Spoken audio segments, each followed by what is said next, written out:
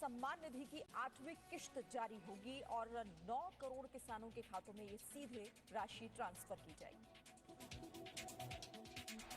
प्रधानमंत्री मोदी आज पीएम किसान सम्मान निधि की 8वीं किस्त जारी करेंगे। डायरेक्ट बैंक ट्रांसफर के जरिए 9 करोड़ किसानों के बैंक खाते में 19,000 करोड़ रुपए डाले जाएंगे। इस मौके पर सुबह 11 बजे प्रधानमंत्री मोदी वीडियो कॉन्फ्रेंसिंग के जरिए लाभार्थी किसानों से बात भी करेंगे। केंद्रीय कृषि मंत्री नरेंद्र सिंह तोमर भी इस मौके पर मौजूद रहेंगे। गौरतलब है कि केंद्र सरकार ने छोटे और सीमांत किसानों को आर्थिक सहायता देने के लिए प्रधानमंत्री किसान सम्मान निधि नाम से स्कीम चलाई है। इस योजना के तहत गरीब किसानों को हर साल 3 किस्त में 6,000 रुपए दिए जा रहे हैं। इस योजना के तहत अब तक किसानों को 2,000 रुपए की 7 किश्त मिल चुकी है। अब 8वीं किस्त आने वाली है। पिछली बार 25 दिसंबर 2020 को करीब 9 करोड़ किसानों के खाते में 18,000 करोड़ रुपए ट्रांसफर किए गए थे। पीएम किसान सम्मान निधि स्कीम की घोषणा 2019 में अंतरिम बजट में की गई थी। ये स्कीम दिसंबर 2018 से लागू हुई थी।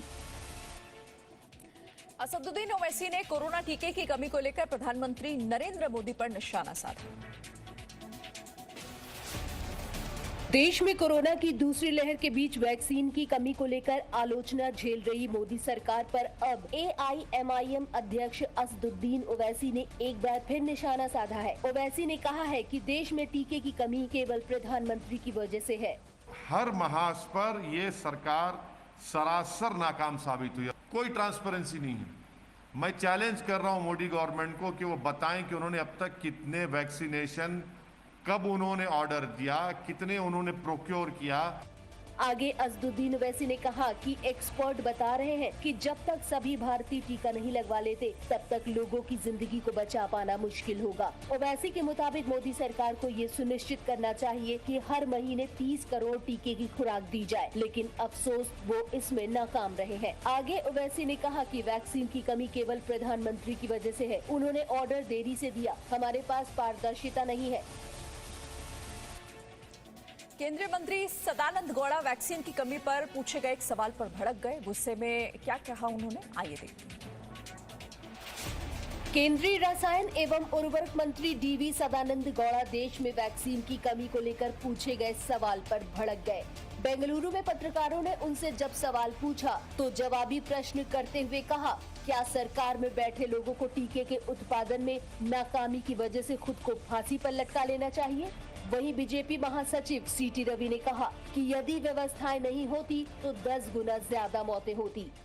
विद गुड इंटेंशन ಆದಷ್ಟು ಶೀಘ್ರ ದೇಶದ ಎಲ್ರಿಗೂ ಲಸಿಕೆ ಲಭ್ಯ ಆಗಬೇಕು ಅಂತ ಹೇಳೋದಕ್ಕೆ ಬೇಕಾಗಿ ಕೋರ್ಟ್ ನಮಗೆ ಈಗ ನಾಳೆ ಹೇಳ್ತದೆ ನೀವು ಇಷ್ಟು ಕೊಟ್ಟೇ ಕೊಡಬೇಕು ಅಂತ ಹೇಳಿ. ನಮ್ಮಲ್ಲಿ ಮ್ಯಾನುಫ್ಯಾಕ್ಚರ್ ಆಗಲಿಲ್ಲ, ನಾವು ನಮ್ಮಷ್ಟಕ್ಕೆ ನೆನಹಾಕೊಳ್ಳಿಕ್ಕಾಗುತ್ತಾ? ಇದನ್ನು ಕೂಡ ನೀವೆಲ್ಲ ಆಲೋಚನೆ ಮಾಡಬೇಕು। सदानंद गौड़ा ने भरोसा दिलाया कि सरकार अपना काम पूरी ईमानदारी और निष्ठा से करती आ रही है। यदि काम करने के दौरान कुछ कमियां सामने आई हैं, उन्हें तत्काल दूर किया जा रहा है।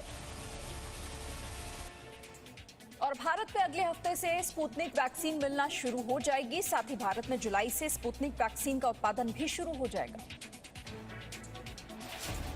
भारत को अगले हफ्ते कोरोना से जंग में वैक्सीन के तौर पर तीसरा हथियार भी मिलने जा रहा है। अगले हफ्ते से भारत में रूस की बनी स्पुतनिक वैक्सीन उपलब्ध हो सकती है। नीति आयोग की स्वास्थ्य समिति के सदस्य VK पॉल ने बताया कि स्पुतनिक वैक्सीन भारत पहुंच चुकी है। मुझे ये बताते हुए खुशी हो रही है और उम्मीद है कि अगले हफ्ते से ये मार्केट में उपलब्ध होगी। हमें उम्मीद है कि रूस से जो सीमित सप्लाई आई है वो अगले हफ्ते से बिक्री के लिए उपलब्ध होगी। भारत में जुलाई से स्पुतनिक वैक्सीन का उत्पादन भी शुरू होने वाला है। भारत में स्पुतनिक वैक्सीन के 15.6 करोड़ डोज तैयार किए जाएंगे। फिलहाल देश में अब तक करीब 18 करोड़ कोरोना वैक्सीन दी जा चुकी है। अमेरिका में सबसे ज्यादा 26 करोड़ टीके लगे हैं। भारत कोरोना वैक्सीनेशन के मामले में तीसरे नंबर पर है। VK पॉल ने कहा कि हमें खुशी है कि देश में 45 साल से ज्यादा उम्र के 1/3 लोगों को कोरोना से सुरक्षा कवच दिया जा चुका है।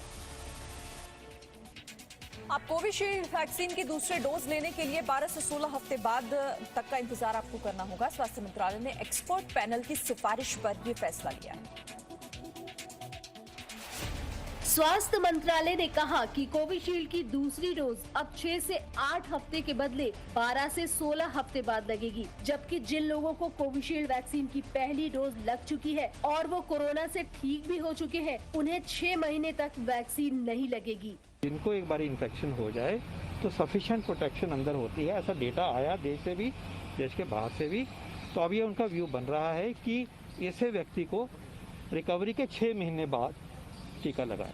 देश के सभी नागरिकों के वैक्सीनेशन के लिए केंद्र सरकार ने गुरुवार को बड़ा प्लान पेश किया। सरकार ने बताया कि अगस्त से दिसंबर तक वैक्सीन की 216 करोड़ डोज देश में आ जाएगी। इसमें 75 करोड़ कोविशील्ड, 55 करोड़ कोवैक्सीन, 10 करोड़ बीबी नेजल वैक्सीन और 15.5 करोड़ स्पुतनिक वैक्सीन होगी। सरकार ने दिसंबर तक 8 वैक्सीन के भारत आने की बात कही है। और दिसंबर तक बच्चों के लिए कोरोना वैक्सीन आ सकती है। कोवैक्सीन के ट्रायल को DCGI ने मंजूरी दे दी। इसी साल दिसंबर के अंत तक बच्चों के लिए कोरोना की वैक्सीन आ सकती है। Drug controller general of India यानी DCGI ने 2 से 18 साल तक के बच्चों के लिए कोवैक्सीन के दूसरे और तीसरे चरण के ट्रायल को मंजूरी दे दी। ये trial Delhi AIIMS, Patna AIIMS, Nagpur के MIMS अस्पतालों में 525 वॉलंटियर्स पर किया जाएगा। ट्रायल में पहली और दूसरी वैक्सीन के डोज में 28 दिनों का अंतर होगा। इससे पहले सोमवार को ही अमेरिका ने 12 से 15 साल के बच्चों के लिए फाइजर की वैक्सीन को इजाजत दे दी है। अमेरिका के अलावा कनाडा भी बच्चों के लिए वैक्सीनेशन की इजाजत दे चुका है। इस बीच भारत बायोटेक के 50 कर्मचारी कोरोना संक्रमित हो गए। हालांकि कंपनी ने कहा है कि संक्रमित कर्मचारियों के छुट्टी पर होने के बाद भी वो वैक्सीन की मांग को पूरी करने के लिए बाकी कर्मचारी दिन रात काम कर रहे हैं। तो देश में कोरोना के सबसे ज्यादा संक्रमण वाले जिलों के DM से प्रधानमंत्री नरेंद्र मोदी 18 और 20 मई को एक बैठक करने जा रहे हैं।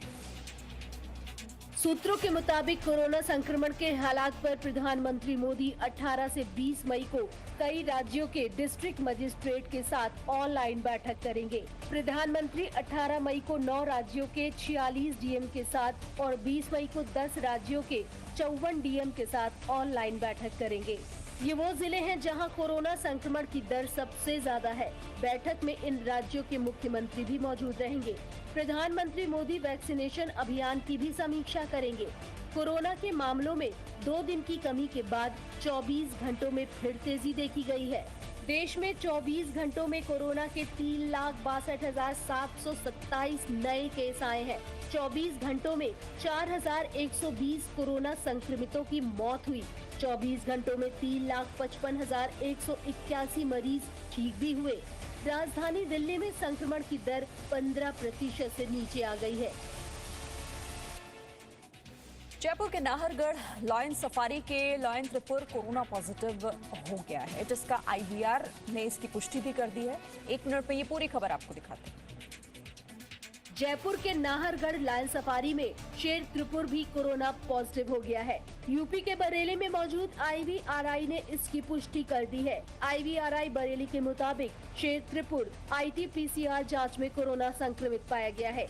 एक सफेद बाघ का सैंपल भी संदिग्ध मिला है, लेकिन इनके सैंपल की जांच से कोरोना की पुष्टि नहीं होने पर इनके सैंपल दोबारा से मंगाए गए हैं। वहीं जयपुर की एक दूसरी IVRI के पास 13 सैंपल जांच के लिए भेजे गए थे। गौरतलब है कि सबसे पहले हैदराबाद के नेहरू जूलॉजिकल पार्क के 8 शेर कोरोना पॉजिटिव पाए जाने का मामला सामने आया था। उसके बाद उत्तर प्रदेश के इटावा में मौजूद लायन सफारी में एक शेरनी कोरोना पॉजिटिव पाई गई थी। अब जयपुर के शेर त्रिपुर में कोरोना वायरस का संक्रमण पाया गया है। नोएडा और ग्रेटर नोएडा में एम्बुलेंस ड्राइवर्स पर ट्रैफिक पुलिस ने नकेल कसी। ट्रैफिक पर फिक्स किराए की राशि चिपका दी गई। आइए देखते हैं एक रिपोर्ट।